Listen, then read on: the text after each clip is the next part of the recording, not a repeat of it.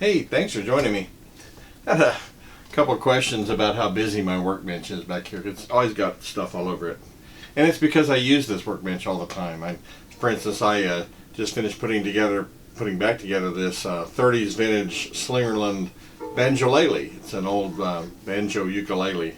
And anyway, so the workbench stays in use quite a bit, and I keep thinking someday I'll clear it off completely, but I keep adding projects. You can see some old cameras sitting here, and there's musical instrument pieces. And anyway, and knives. So today I want to talk about an interesting pocket knife from Cold Steel. This is the Finwolf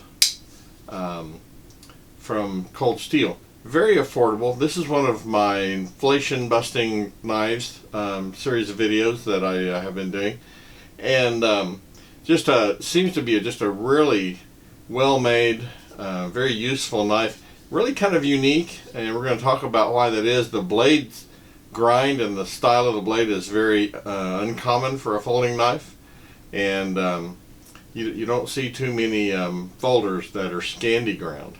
So that's kind of interesting. Anyway, we're going to put this on the bench and take a look at it and see what you think. Before we do that, if you would, please click on the like and subscribe buttons. That always helps me. And I am an Amazon affiliate and do make a little bit of money when you click on the link and purchase things from my channel. So if you decide you want to look at one of these, there's a link in the description for Amazon, and I'd appreciate it if you were going to buy one, if you use that link. Anyway, let's put this on the workbench and let's take a look. Okay, this is the Finwolf by Cold Steel. A very unique pocket knife. Really, it's probably the only pocket knife that I know of in terms of conventional lockback pocket knives that has a Puukko style blade with a straight spine, Scandi grind on the edge. And for those of you that may not be familiar, a Scandi grind knife does not have a secondary bevel. This bevel you see runs all the way to the edge, and so it's a very acute angle for the edge and makes for a very sharp knife. If you're using this for bushcraft or outdoor use, it bites into wood very quickly, and it's really great for cutting into wood, carving. Anything like you would do with bushcraft in terms of carving utensils or carving implements or tools to use in bushcraft, this will serve pretty well. It cuts through rope and other materials just very efficiently. Because of the thickness of the blade, though, and the way this is ground, it's not a great blade for slicing food thinly. It doesn't really perform that well for that. I mean, you can get the job done, but it's a full flat grind like a chef knife is more preferable for that kind of work. Anyway, the knife is very lightweight. It's only 3.4 ounces. Has a 3.5-inch long blade. Handle is 4 3/8. Overall length is 7 7/8. The blade is a 3mm thick blade, so it's a pretty hefty stock it's made from. The handle material is Cold Steel's Grivex or Grivex. It's got a nice texture to it. It's a very comfortable shape.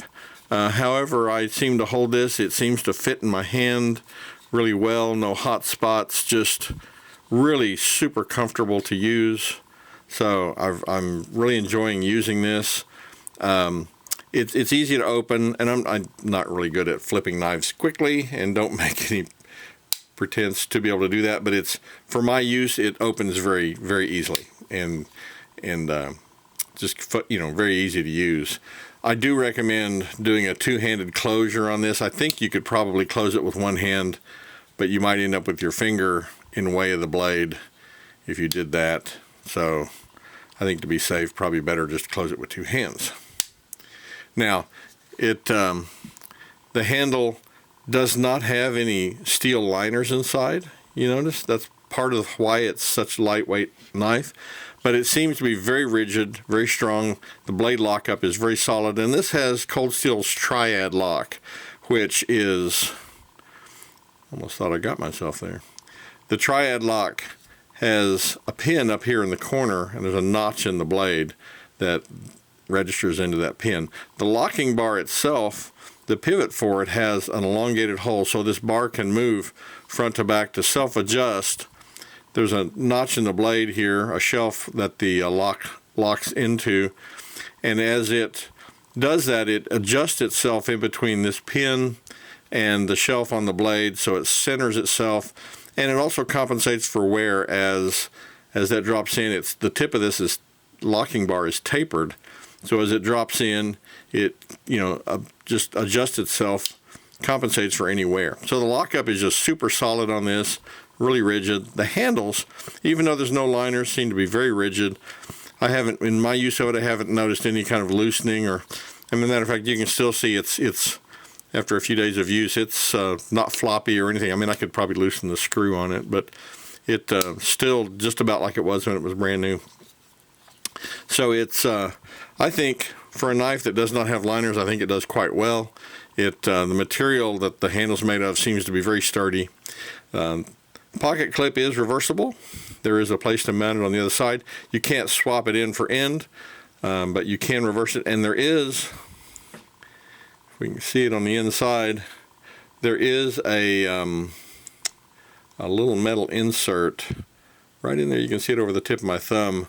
So when you screw this pocket clip on, it's screwing into that metal insert, not into just plastic. So it should hold up really well. If you needed to swap it out, like I said, your screws aren't just going to be going into plastic. It does have a lanyard hole if you want to put a lanyard on it. The steel that the blade is made of is a Japanese AUS-8A, which, while not a super steel, it does have good performance. Its AUS-8A has 0.7 to 0.75% carbon, 13 to 14.5% chromium. It also contains nickel, vanadium, molybdenum, manganese. I think silicon and sulfur are also in there. And I think everyone needs to understand it's not just carbon that allows you to make a blade hard. Chromium also adds hardenability to the steel, as does the molybdenum, as does the manganese. Items like nickel and the vanadium also improve wearability or wear resistance. So AUS-8, in my mind, is a steel that performs really quite well. I've been using this for a few days, and it's still just razor sharp. And I don't. And some people may do things differently. I don't treat or use a knife until it's just too dull to use, and then sharpen it. I tend to approach it more like I do firearms. After I, use a firearm, I'll clean it, lubricate it, put it away, make sure it's ready for use again. Same thing with my knives. If I've used a knife for some tasks, assuming there's no nicks or chips or anything like that in the blade, I'm going to strop it to bring it back to sharpness. And, every now and then if it needs it, I'll put it on a stone and hone it. But I tend to sharpen my knives as I use them to bring them back so that they're ready to use for the next time I need it, rather than just keep using the knife until it's just too dull to use. So maybe different people approach that differently. Some people may want to just use a knife for as long as they can without having to sharpen it. I don't have any trouble sharpening knives, and so I tend to take care of that kind of on a preventative maintenance basis. Now, one thing about this, you'll notice that the thumb stud has a screwdriver slot, which is kind of uncommon. The reason for that is that the Scandi grind, if you put this on a sharpening stone, the angle of that edge is going to mean the stone's going to run into that stud. And so the stud is easily removable. If you want to put this on a stone to sharpen it, you can take a screwdriver and just simply remove the thumb stud, and then sharpen the knife, put the thumb stud back in. I haven't noticed any looseness yet, but I would guess periodically probably not a bad idea to put a screwdriver on it, make sure it's tight. The thumb stud would get in the way of a stone, but you might be able to use crock sticks or some other sharpening steel or something that, or a smaller stone maybe that wouldn't interfere with the thumb stud. But if you're going to put it on a bench stone, you're going to need to remove that stud while you sharpen it. But they did make provision for that. It's not just riveted in and then in the way and nothing you can do about it. So the knife seems very sturdy. I purchased this in this bright orange, which I felt like out in the woods, if this got dropped or left on the ground or something, that it'd be very easy to spot. They do make it in other colors, in black and I think a blue, but I thought this orange would be really easy to spot. Really affordable knife. This is, this video is going to be one of my inflation buster videos. This knife you can get on Amazon for around $35, and so it's very affordable and would make a great gift for an outdoorsman, and something really unique too. You just don't see too many pocket knives with a Scandi grind, so if you're looking for something that's kind of a unique gift for somebody, this would probably be a good one. Anyway, that's it. The Finn-Wolf by Cold Steel. Well, there you have it.